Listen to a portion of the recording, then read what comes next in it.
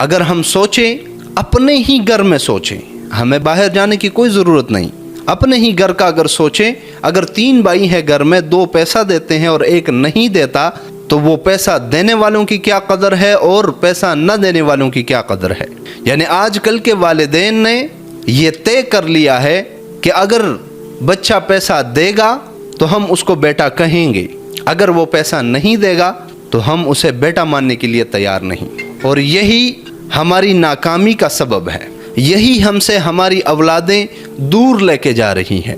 اولاد کو اپنے والدین سے صرف محبت چاہیے ہوتا ہے۔ اگر والدین اپنی اولاد کو محبت دیں گے، اولاد اپنی جان قربان کر دیں گے، لیکن پیسے کی وجہ سے ہم اپنے وہ اولاد جو ہمیں عزت دیتی ہے، ہمارا خدمت کرتی ہے، لیکن ہم انہیں دور بھگا دیتے ہیں، اور ہم ان اولادوں کو قریب کر دیتے ہیں جو ہمارے ٹکے کی عزت نہیں کرتے لیکن پیسہ دیتے ہیں۔ اسی پیسے کی وجہ سے آج بھائی بھائی سے دور ہیں۔ بھائیوں کی لڑائیوں میں جب بھی ہم نے دیکھا ہے تو بیچ میں پیسہ ہوتا ہے، پیسے کی وجہ سے بھائی نے بھائی کو چھوڑ دیا ہے۔ آج ہمارے رشتے پیسہ پر موقوف ہیں۔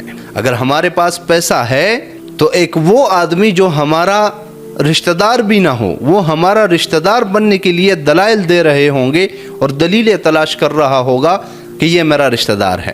لیکن اگر آپ غریب ہیں تو آپ کے رشتہ دار آپ سے دور بھاگیں گے، آپ کو اپنا رشتہ دار ماننے کے لیے تیار ہی نہیں ہوں گے، اور یہ معیار ہم نے بنایا ہے۔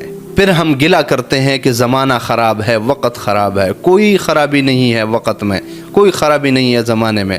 وہی سورج ہے، صبح نکلتا ہے، شام کو غروب ہوتا ہے، وہی چاند ہے، شام کو طلوع ہوتی ہے اور صبح جو ہے غروب ہو جاتی ہے، وہی وقت ہے، سب کچھ وہی ہے۔ لیکن ہم خود بگڑ چکے ہیں۔ ہم نے وہ پیسہ جو ہماری ضرورت تھی، ہم نے اسے مقصد بنا لیا ہے۔ یہ پیسہ جو انسان کی غلام تھی، انسان کی خدمت کرنا تھی، اس پیسے نے، ہم خود اس کے غلام بن چکے ہیں۔ اللہ تعالی ہمیں اس پیسے کو ضرورت کی حد تک کمانے کی توفیق عطا فرمائے، اور اللہ تعالی ہمیں اپنا اصل مقصد یاد دلائے اور ہمیں اپنے اصل مقصد پر چلنے کی توفیق عطا فرمائے۔